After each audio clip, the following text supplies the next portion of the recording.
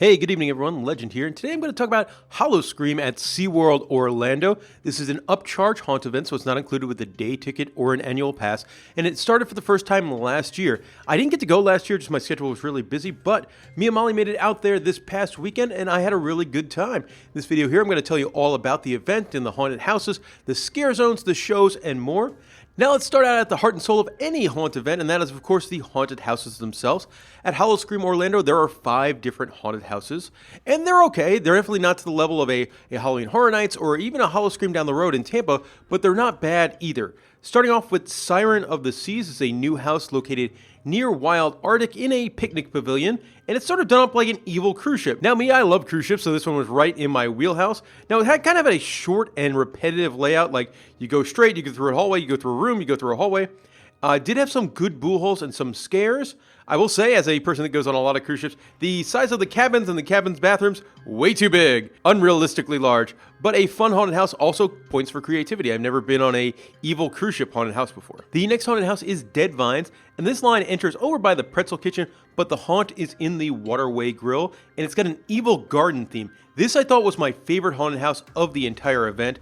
Lots of actors. There were people as evil plants, evil statues, a bungee guy, good scares. It felt like a decent length haunted house, and I liked kind of the varied stuff that was in there.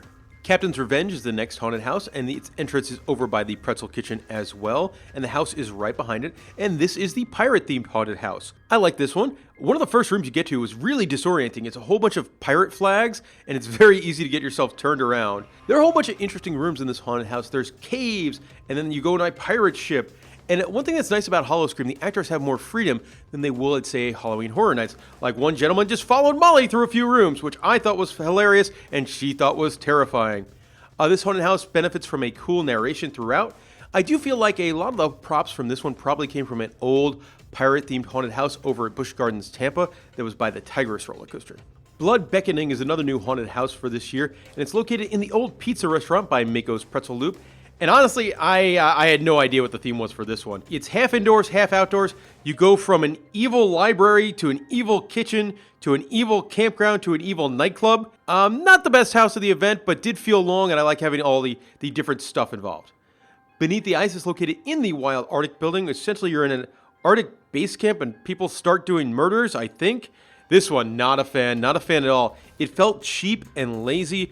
There are no cool sets or scenes. It felt very home haunts. Felt like if you gave you and the guys a couple $100 to build a house in the old Wild Arctic pre-show area, this is what you would come up with. Now, as a big dork, I will say it was fun walking through the old Wild Arctic pre-show area again, where Captain Norm Snowman Miller used to tell you all about the adventure upcoming. All the lines and lighted dots, they're all still on the floor. But this one, honestly, this was by far my least favorite haunted house of the event. If you have to skip one, I would say skip Beneath the Ice. There are 7 scare zones at Howl-O-Scream 2022, and the first one is Sea of Fear. This is kind of the welcome scare zone.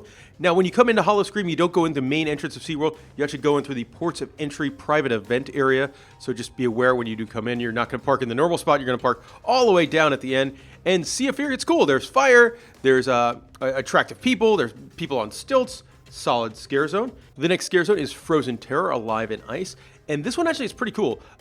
I will say this is where you definitely notice they do a really great job of makeup at the SeaWorld Haunt event. Like some of the people in this zone, their makeup was fantastic, and this one's kind of about just people that are getting frozen alive in an Arctic area. Deadly Ambush is on the pathway over by Shamu Stadium, and it is a campground that's getting attacked by werewolves. Right by Infinity Falls, you'll find Witchcraft Bayou, which is exactly what you think it's going to be, very New Orleans-y, voodoo, and a very dark scare zone. My personal favorite scare zone was Terrors of the Deep, and this is the one right by the sharks area, and it's really cool. There are fish people and sort of like living statues, and some neat sets as well. Cargo Carnage is a very easy scare zone. This is just done up with shipping containers, and it's located over by the barbecue restaurant. Also, a lot of skin in this scare zone, a lot of very attractive people in there. And last but not least is Cutthroat Cove, which is the pirate-themed scare zone, and it's located in the waterfront area. This one was pretty solid. Love the fog effect over here and the big helmsman guy. There are surprisingly 4 different shows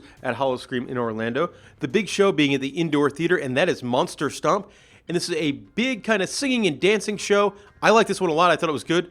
Although I was surprised, like it's called Monster Stomp, so I figured there was going to be more stomp involved. It's really only this one segment here, which is the highlight of the show, but still some really fun singing and dancing. Siren's Song is a very interesting show. This is located in the Wild Arctic Plaza area. It's located on like 4 or 5 different stages all spread throughout, so it kind of acts as a theater in the round, and it's all about the sirens and how they would, bring sailors in and then murder them. But it's singing, good show, interesting, very different for a haunt event, so give that one a thumbs up.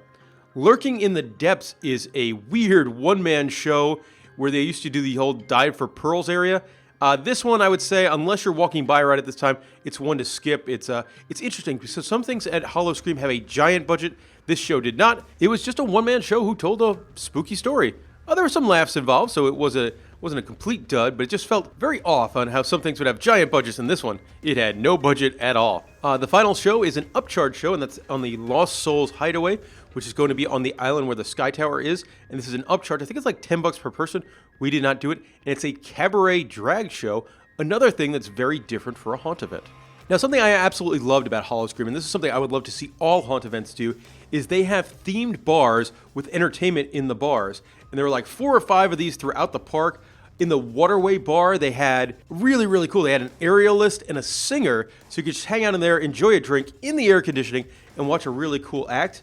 The most fun was the Longshoreman Tavern, which is in the Flamecraft Bar. Now, if you've been to SeaWorld during the summertime, you might have seen the Longshoremen, the comedy troupe. They're in there, they're just causing shenanigans all night long, whether they're singing songs, strutting on the runway. They did do the old 99-somethings walk into a bar, so sort of like the old thing they used to do at Hollywood Studios for the funniest citizen in Hollywood. They did that bit towards the end of the night around 10:30. And man, that was a lot of fun. That was a bar I probably wanted to spend the most time in. Right in the front of the park, as soon as you come in, is Siren's Last Call. And this is done up like a big nightclub with go-go dancers and another place, a good place to spend some time. Finally, Shark's Bar transforms into Alora's on the Rocks, and this plays into the theme of the scare zone that's right near there, and they have sort of a human statue inside, and you get to watch the sharks, so 2 fun things in that bar. 2 things that SeaWorld did that I really enjoyed that I thought were very neat, very smart, very guest-friendly, is right in the Wild Arctic area, they actually have an interactive button where for a couple bucks, like playing a Midway game, you could hit the scare button and scare people walking through the haunted house. That's really fun. I have seen that before in like some of the skeleton key rooms that used to be at the Cedar Fair parks, but this is a fun idea, great, and just makes for fun watching as well. And then on the way out, they serve pizza. You could buy a slice of pizza, you could buy a full pizza, and that I think is just a genius idea for a haunt event. And that'll do it for my time at Howl-O-Scream Orlando. I had fun. I thought it was a fun event. I will say, out of the 3 big theme park haunt events in Orlando and Tampa, this is probably the worst one. I would say probably go to Howl-O-Scream in Tampa or Halloween Horror Nights over this one. But I had a really good time, and I would recommend it. For me, I'm an annual pass holder. I bought my tickets early. It cost me about $30 to get in. Slam dunk, big value there. Had a blast for $30. Molly is not currently a SeaWorld pass holder. Her ticket costs $63 to get into the event. So I would say it's still probably worth it, but you're getting into the area where like, ooh, it might not be. Some of the highlights of the event, I love the makeup on the scare actors in the zones and the houses.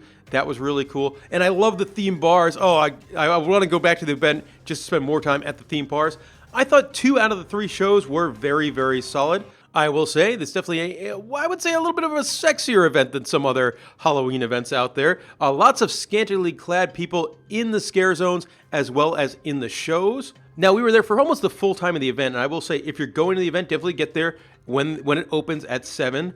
And if you're not going to buy like a front-of-the-line pass, which does get pretty expensive, I would say go right to Siren of the Seas in the entrance area, and then make your way to the back of the park and go to Blood Beckoning, which had a pretty long line most of the event, followed by Captain's Revenge and then Dead Vines, and then save Beneath the Ice to barely the last hour of the event. It was a walk-on the night I was there, the last hour of the event.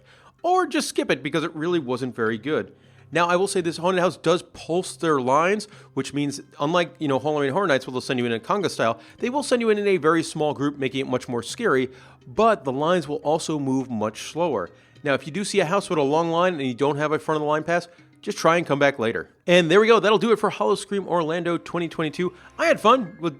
It's an event I don't think I need to go back to every single year, but whenever I go, I know I'm going to have a good time. If you have any questions about it, let me know in the comment section below, and thank you very much for watching.